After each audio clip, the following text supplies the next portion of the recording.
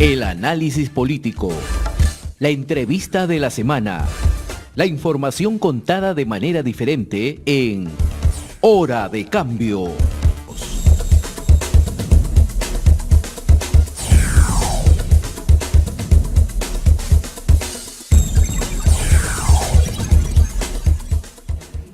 Vamos a conversar de inmediato con el doctor Alberto Quintanilla, ex congresista de la República, para conocer su opinión respecto de los diversos temas, y en especial uno en específico, principalmente, que ha venido ocupando las primeras planas de los diarios, de los noticieros de televisión y de todas las formas de comunicación que se conocen en estos tiempos. El domingo en la noche, en un programa periodístico de televisión, se emitió un informe que involucraba al presidente del Consejo de Ministros, el señor Otárola, sentimentalmente con una señorita.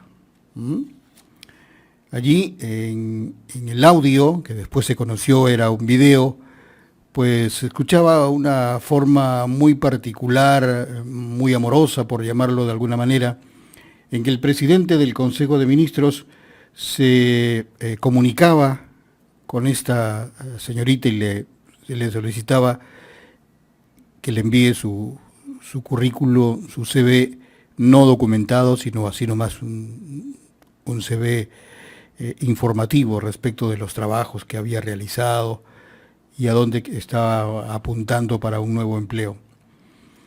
Anoche se conoció otra versión, a través de un programa de televisión, se conoció de otra versión, de que el audio que se propagó el domingo no era audio, sino era video, y que no era actual, sino era del año 2021, cuando el ahora presidente del Consejo de Ministros no ocupaba ningún cargo público.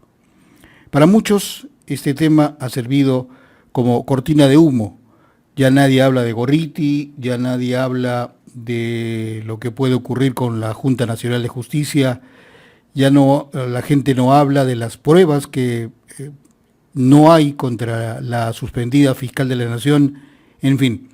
Y se culpa de todo esto, detrás de todo esto se dice estaría el expresidente de la República, Martín Vizcarra Cornejo. Vamos a conversar, como dije hace un momento, con el doctor Alberto Quintanilla, ex congresista de la República, para conocer de su opinión respecto de este tema y de otros que seguramente vamos a tratar también. Doctor Alberto Quintanilla, tenga usted buen día. Bienvenido a Hora de Cambio. Buenos días, amables seguidores de Hora de Cambio. Buenos días, Carlos Cabrera. Lo que tú comentas es bastante preocupante, ¿no? La crisis política del país ha llegado a tal nivel que se está frivolizando la política. Y lo digo porque un incidente amoroso, un amorío que ha tenido el señor Luis Alberto Otárola hace 2 o 3 años, pesa más el conocer que las muertes que hubo el año pasado en el país, ¿no? El 9 de enero hubo 19 muertos en Juliaca y esto no movió un pelo a la señora Dina Boluarte ni al mismo Luis Alberto Otárola. Pero este incidente sí sacude la política del país. Eso, en mi opinión, es parte de la crisis que vivimos. Todo esto está sirviendo, señor Quintanilla, todo esto está sirviendo para, de alguna manera, tapar los eventos que debieron haber ocurrido o los sucesos que debieron haber ocurrido, como la Junta Nacional de Justicia, un tema que está en el Congreso de la República y que tiene que votarse entre hoy y mañana en el transcurso de la semana. Está sirviendo también para tapar lo que pueda ocurrir con la suspendida fiscal de la Nación.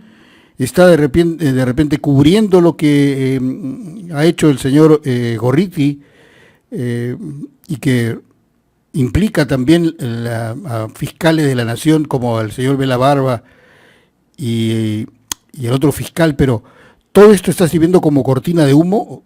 ¿Es posible pensar así? Bueno, yo creo que no es una cuestión pensada para poner, digamos, este incidente que se posterga a nosotros. pero la debilidad de los actores políticos hace que incidentes frívolos como este desplacen a los eventos más importantes, ¿no? Ciertamente da esa imagen de que se está aprovechando para seguir concentrando el poder en manos del Congreso de la República y a partir de ello en manos de fuerzas conservadoras en el país. El telón de fondo y el problema de fondo es la debilidad del sistema político, ¿no?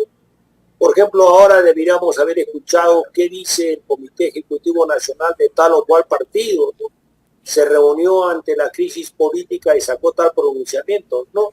Seguimos enmarcados en esta suerte de frivolidad política de qué significa un audio, un video en la política del país. Estamos realmente en una situación difícil y lo que yo haría de invocación es fortalezcamos la vida política colectiva, tengamos organizaciones políticas democráticas fuertes y sólidas que realmente nos enrumpen a la solución de los problemas del país. Claro, pero aquí hay algo particular, señor Quintanilla. Está bien, coincidimos con su manera de pensar de que los partidos políticos deben fortalecerse, pero si echamos una mirada a las agrupaciones políticas, los partidos políticos no presentan, por lo menos no se conocen, nuevos cuadros, porque con los actuales políticos, con los actuales representantes de los partidos políticos en el Congreso de la República, son poquísimos, contados con los dedos de una mano, que podrían rescatarse. Los partidos políticos no han mostrado nuevos cuadros, no se ve un trabajo partidario, no hay líderes en las agrupaciones políticas.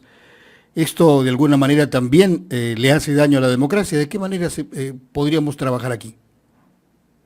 Bueno, es cierto, la falta de renovación política, falta de renovación de cuadros políticos, falta de democracia interna en los partidos nos lleva a esta situación. Bueno, lo que hay que hacer es superar este problema y hacer que la política sea una actividad colectiva, ejercida colectiva y democráticamente y buscar la renovación. Bueno, en la izquierda, de la cual yo pertenezco, hay esfuerzos importantes como el de Nuevo Perú, el del Partido de Trabajadores y Emprendedores, que están buscando inscribirse para tener legalidad política, pero esta legalidad deberá ser necesariamente puesta al servicio de la democracia política y de la legitimidad política. Concuerdo con usted que hay que buscar renovar, hay que buscar ser más democráticos y ser más dialogantes.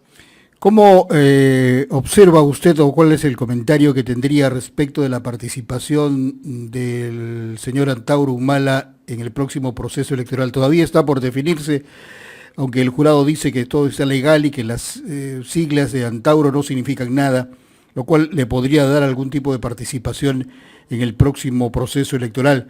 Pero ¿cómo ve usted la participación del representante o del señor Antauro Humala políticamente? Su hermano ha dicho hace unos días de que él está decidido a participar en el próximo proceso electoral y que de todas maneras se va a presentar como candidato al Congreso de la República, pero principalmente, ¿cómo ve usted el tema del señor Antauro?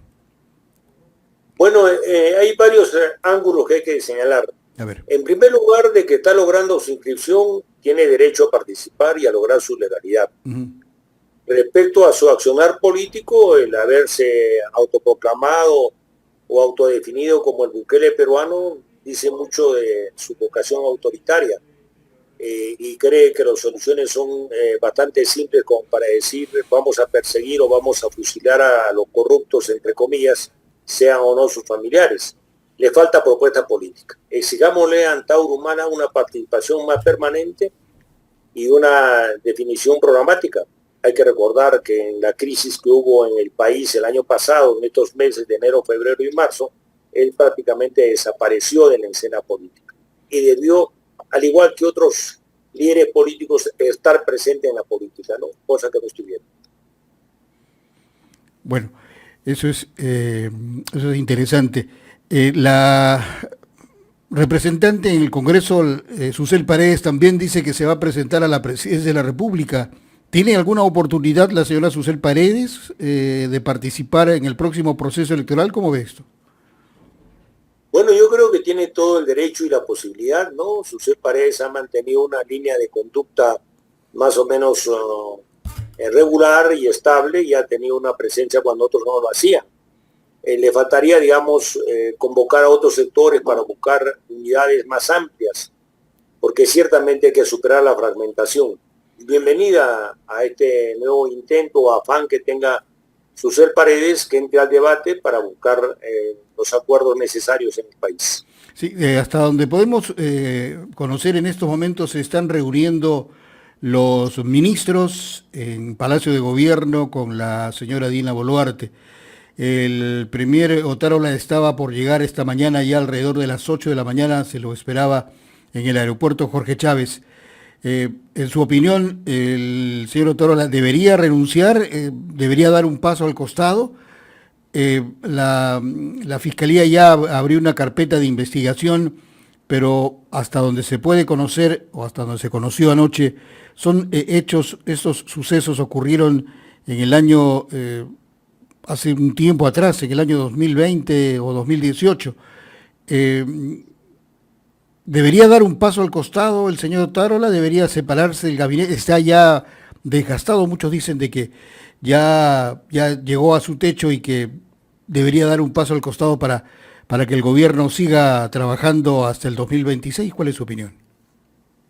Bueno, Luis Alberto Otárola debió dar un paso al costado y renunciar al premierato hace buen tiempo por su responsabilidad en los hechos que hubo en el sur y los asesinatos de ciudadanos inocentes o movilizados en esas oportunidades. Este escándalo, digamos, debió estar sirviendo de catalizador. Yo espero que no aprovechen a decir de que no es un hecho de esta semana, sino hecho en enero del 21, como dice la señorita Yaciré Pinedo, y no pongan la cosa en la refrigeradora y en el olvido.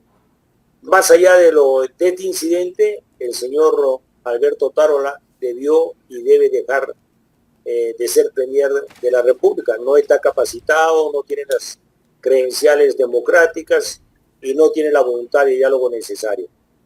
Debió salir no solo por este caso de Yaciré Pinedo, sino por sus responsabilidades anteriores al frente del premierato. ¿Se podría barajar, señor Quintanilla, algunos nombres? ¿Quiénes podrían reemplazar al señor Luis Alberto Otárola? Bueno, nosotros no somos quienes para poder sugerir a un cambio. Es potestad de la Presidencia de la República, en este caso de Dina Boluarte, y si se produce el cambio, que busque la persona dialogante e idónea, que no lo ha sido Luis Alberto Otárola y tampoco lo es hasta la fecha la señora Dina Boluarte como Presidenta de la República. De manera que, en su opinión, ya hace un buen tiempo, debería haber dejado este cargo de representación de presidente del Consejo de Ministros por los hechos ocurridos, no estos hechos ocurridos o que se denunciaron el domingo último, sino ya por hechos ocurridos en años anteriores, cuando él comenzó pues casi el asunto de presidente del Consejo de Ministros. Aunque las investigaciones o lo que se conoció anoche es que el hermano de la presidenta estaría en coordinaciones con el expresidente Martín Vizcarra. ¿Cuál es su opinión? Es muy penoso que la política se esté desarrollando en estas intrigas entre Nicanor Boluarte, hermano de Dina Boluarte, el señor ex presidente de la República Martín Vizcarra y ahora una con Alberto Otárola. Nosotros quisiéramos una política en la cual se confronten posiciones, ¿no? Por ejemplo, decir, el partido X se pronuncia en tal sentido para resolver los problemas, el partido Y en el otro sentido, y debatamos posiciones políticas, no esta frivolidad de la política. Es lamentable lo que está ocurriendo, esta frivolización de la política, pero digamos es lo que tenemos. Y yo creo, digamos, que Otárola debió dar un paso al costado hace buen rato y ser reemplazado. Esperemos que si renuncia ahora, abramos un paso de diálogo y búsqueda de consensos en el país. Sí, es por eso que al accionar del hermano del presidente, al señor Nicanor Boluarte, se le califica como un poder en la sombra. No tiene cargo público, no tiene cargo político. La misma Presidenta de la República ha dicho que él puede hacer, comillas, lo que le viene en gana, pero esto parece que ha fortalecido, o por lo menos no se quiere investigar más respecto de repente de algunas irregularidades que podría estar cometiendo. Es cierto, no es funcionario público, pero está utilizando, con el poder que le da el ser el hermano de la presidenta, está utilizando los contactos que tiene para realizar de repente algunos movimientos o hacer colocar personas en ciertos cargos que de alguna manera después le pueden dar algunos réditos. Eso es cierto y es lamentable, ¿no? No hay política de transparencia, no hay una situación de diálogo ante el país en busca de consensos y soluciones, sino son intrigas, estos dimes y diretes, estos audios que se manejan al gusto de quienes lo difunden y que ciertamente tienen otros fines. Esperemos que la política se democratice, se transparente y se haga colectiva. Ajá. ¿Cuál sería el comentario, la apreciación que tiene usted sobre el desarrollo hasta ahora de la presidenta Dina Boluarte? ¿Cómo calificaría, cuál sería el comentario respecto de cómo está manejando el país? Bueno, es una política muy oscura, ¿no? Porque se inició su carrera pública en los últimos años como vicepresidenta, respaldando a Pedro Castillo, después francamente lo traicionó, y ahora está en manos de un poder oscuro como el que ejerce Alberto Otárola. Creo, digamos, que no da la talla para ser presidenta de la República. Qué pena que sea la primera mujer que asume este cargo y haya caído, digamos, en tal situación. Esperemos que la próxima presidenta mujer del país tenga mucha mayor solvencia y solidez que no la tiene la señora Dina Boluarte.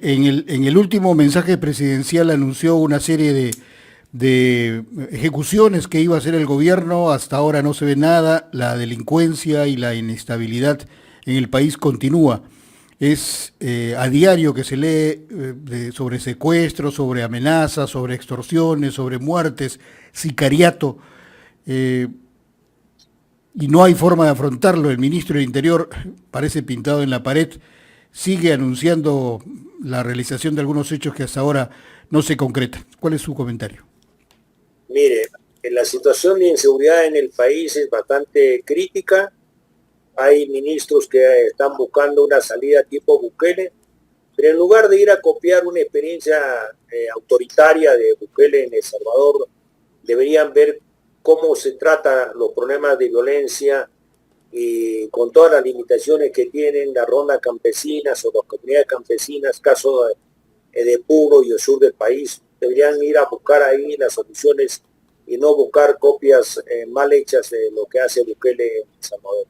Yo espero que ellos vean el papel de la ciudadanía en el enfrentamiento a la violencia delincuencial y no vayan a copiar mal otras experiencias ajenas a nosotros.